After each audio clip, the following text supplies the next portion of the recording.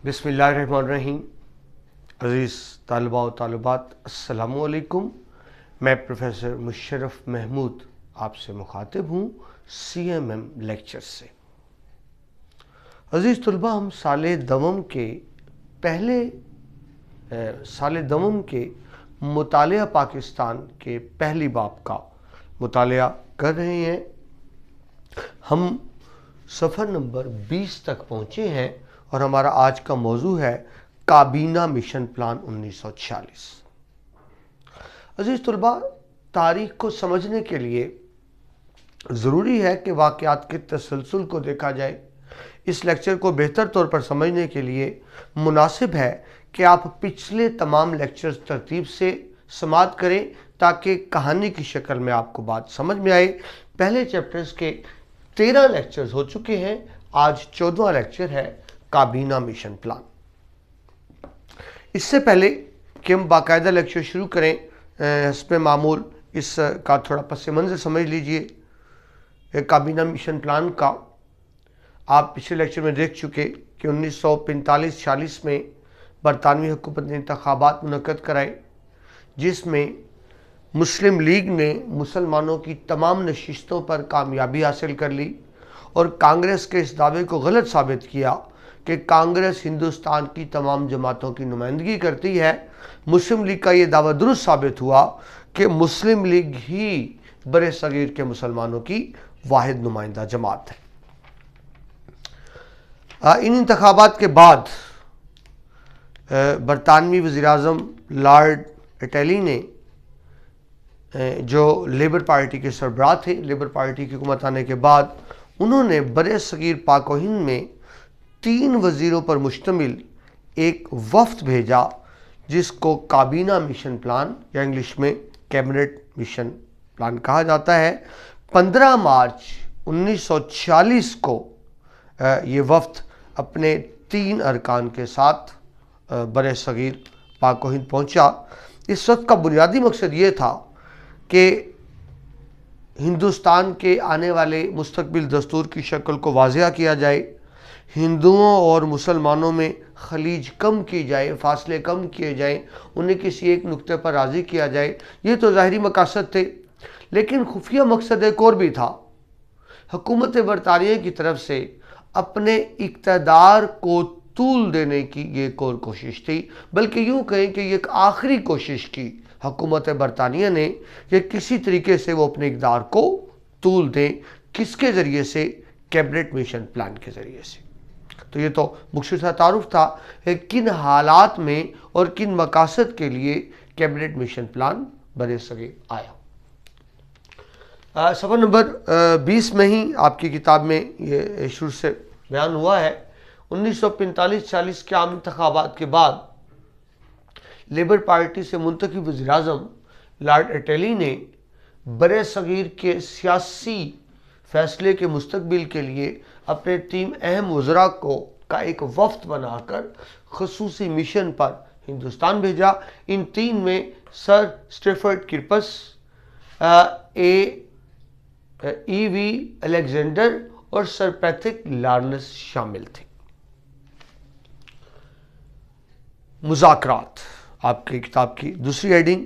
जैसे ही ये वफ्द बरे सगीर पहुँचा, इसने आते ही मुख्तलिफ सियासी रहनुमाओं से मुज़ाकरात शुरू कर दिए।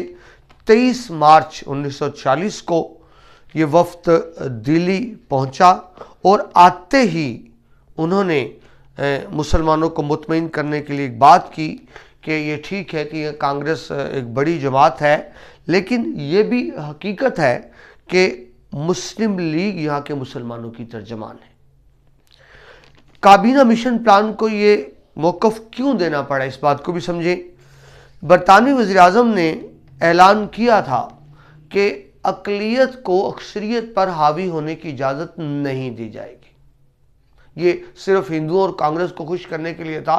कायद-ए-आज़म ने सख्त नाराज़गी का इज़हार किया था, क्योंकि यहाँ अक्सरियत का एक ही मतलब था कि हिंदू हमेशा मुसलमानों पर हुकूमत करते रहे।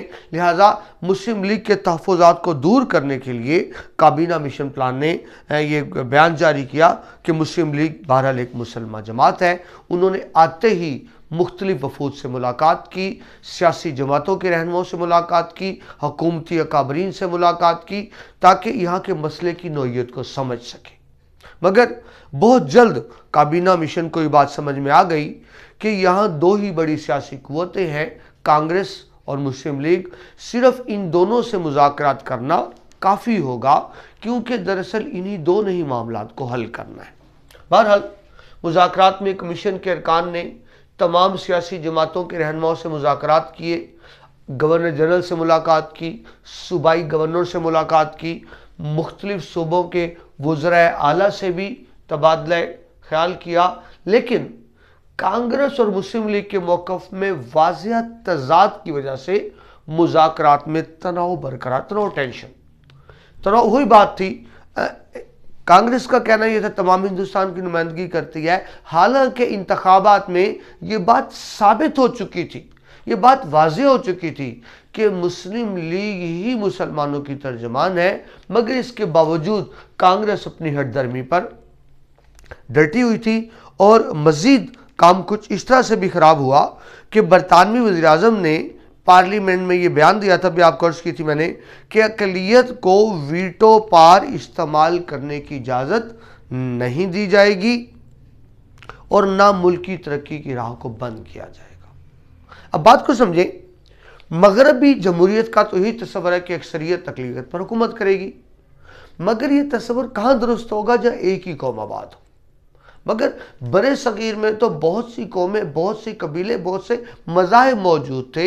यहाँ मगरबी जमहूरियत का ये तस्वर काबिल अमल नहीं था।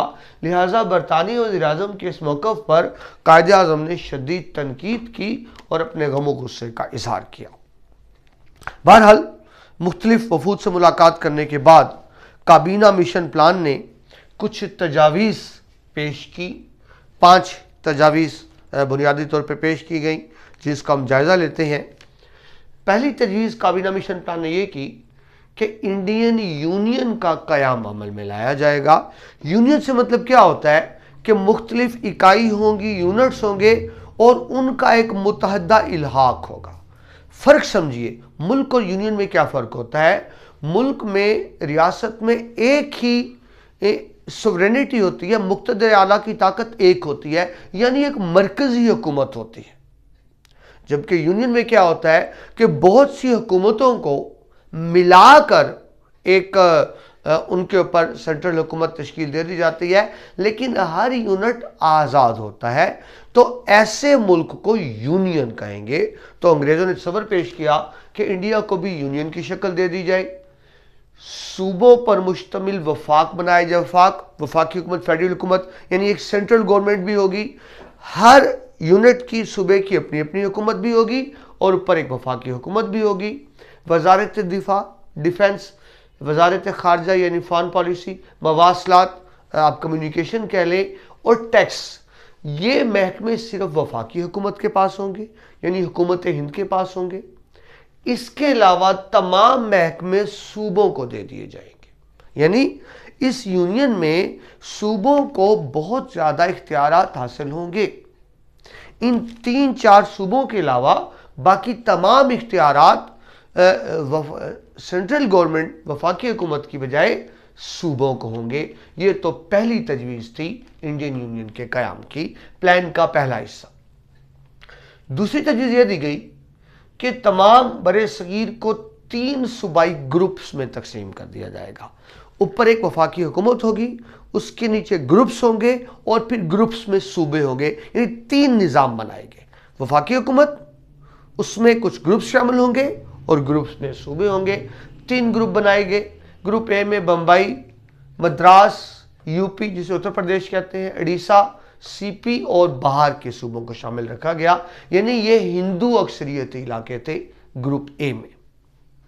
ग्रुप बी मुश्तमिल था पंजाब सरहद और सिंध पर। सरहद मौजूदा खैबर पख्तूनख्वा, सूबा सरहद यानी मौजूदा मगरबी पाकिस्तान था तकरीबन।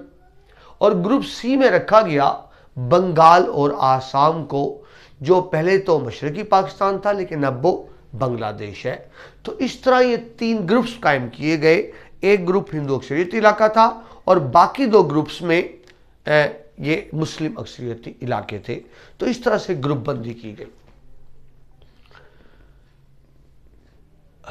तीसरा नुक्ता यह था कि एक मरकजी आइन साज असम्बली का कयाम अमल में लाया जाएगा। एक आइन साज असम्बली होगी जो रियासत के लिए, मुल्क के लिए कानून मुरतब करेगी।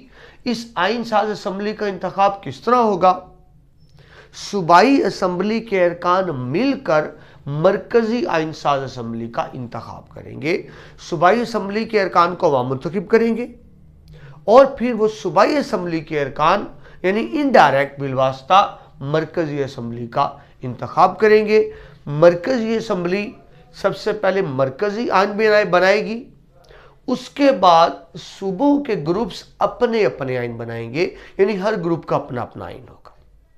अब ये बड़ी दिलचस्प बात थी, इसकी मिसाल दुनिया में पहले नहीं मिलती। मुल्क का आइन एक ही होता है जो सेंट्रल गवर्नमेंट बनाती है, लेकिन इस यूनियन में तजवीज़ दी गई कि सेंट्रल गवर्नमेंट वफाकी हुकूमत का एक अपना आइन होगा और उसके तहत जो ग्रुप्स होंगे वो अपना अपना आइन खुद बनाएंगे।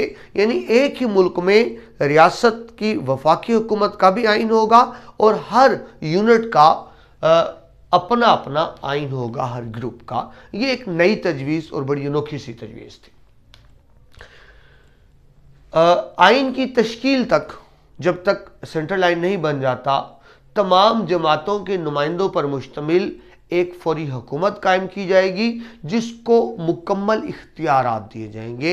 एक बाइख्तियार अबूरी हुकूमत यानी इंटरनल गवर्नमेंट बनेगी जब तक मुल्क का आइन तश्कील नहीं पाता। इसमें एक और बात भी की गई थी कि हर सूबे को यह हक होगा कि वो जिस ग्रुप में चाहे शामिल हो जाए, यानी सूबे अपनी मर्जी से ग्रुप का इंतखाब कर सकेंगे, ग्रुप ए, बी या ग्रुप सी, जिसमें से चाहेंगे शामिल हो सकेंगे।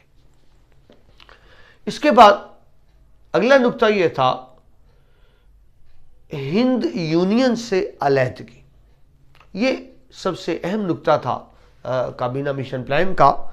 इसमें ही बात करार दी गई थी कि 10 साल गुजरने के बाद, 10 साल तो ऐसे ही चलता रहेगा, लेकिन 10 साल गुजरने के बाद कोई भी ग्रुप या कोई भी सूबा आज़ाद और खुद मुख्तार होने का फैसला कर सकेगा। यानी 10 साल बाद ग्रुप को इख्तियार होगा कि चाहे तो इस वफाक का हिस्सा रहे, चाहे तो अलग होकर अपनी आज़ाद और खुद मुख्तार ममलकत कायम कर ले। ये बड़ा अहम नुक्ता था। इसके ज़रिए वाज़ेह हो रहा था कि अगर पाकिस्तान इन तजावीज़ को मानता है तो 10 साल बाद यकीनी तौर पर पाकिस्तान वजूद में आ जाएगा, क्योंकि उसमें तो ये शामिल थी कि 10 साल बाद कोई भी ग्रुप या सूबा चाहे तो हिंद यूनियन के साथ मुंसलिक रहे, चाहे तो आज़ाद शक्ल इख्तियार कर ले। काबीना मिशन की आखिरी और 5वीं तजवीज़ थी हक के इस्तरदाद, जिसको आप वीटो कहते हैं, मुस्तरद करने का हक।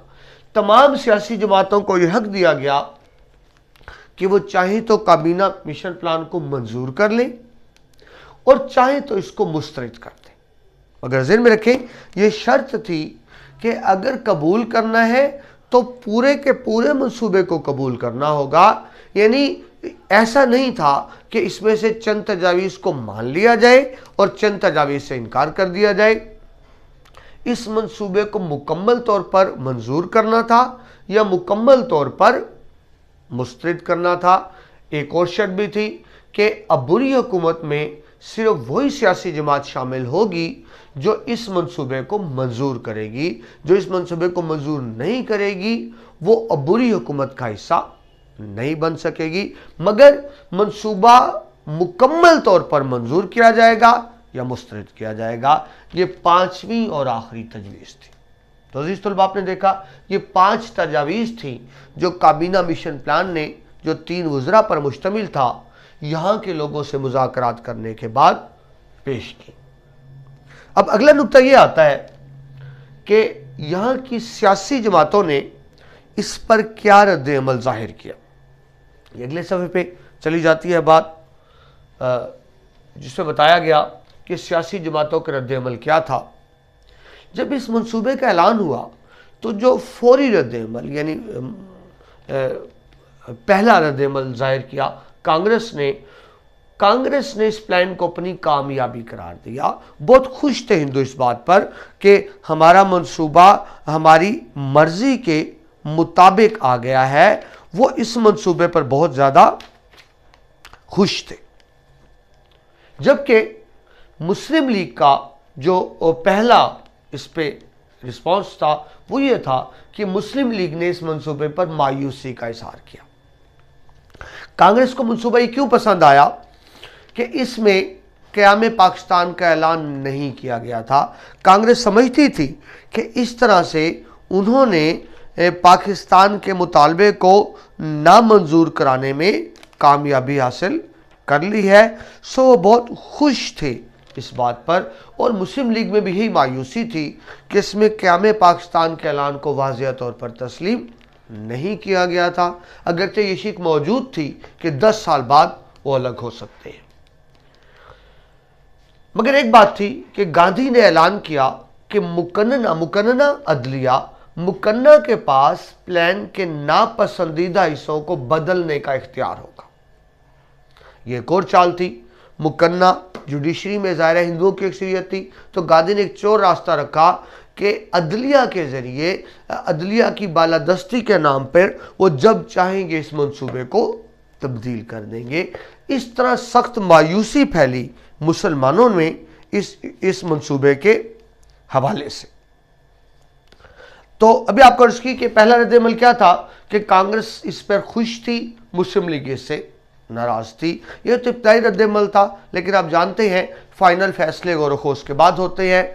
जब फाइनल फैसले का वक्त आया, हतमी फैसले का, तो जैसा भी आपको बताया फौरी रद्द-ए-अमल तो यही था कि कांग्रेस इस पर मुतमईन थी, मुस्लिम लीग मायूस थी। मगर इसमें एक ड्रामाई मोड़ और आया।